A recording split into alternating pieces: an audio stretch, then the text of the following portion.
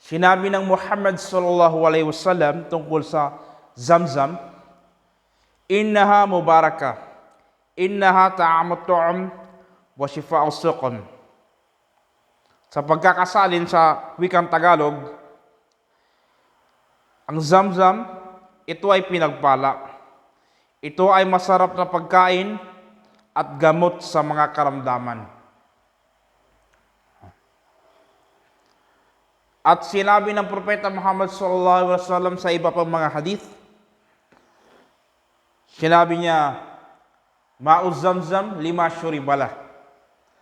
Ang tubig ng Zamzam ay para sa kung anumang dahilan kung bakit mo ininom ito. Merong isang tabi'i ata yun, uminom siya sa Zamzam, ang niyat niya ay maka-memorize siya ng 100 na ahadith.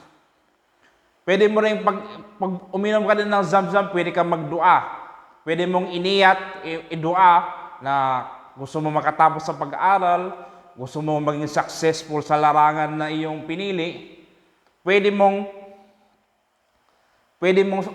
kang magdua bago uminom ng Zamzam o habang umiinom ng Zamzam. Gamot din itong Zamzam sa seher. Kung makakaranas kayo ng seher, nararamdaman niyo yung seher, pwede niyo inumin yung Zamzam. Habang iniinom niyo yung Zamzam, mararamdaman niyo na mawawala na ang seher, mawawala na ang kulam. Siyempre, mas maganda, mas marami ang iinumin na Zamzam para mawala ang kulam.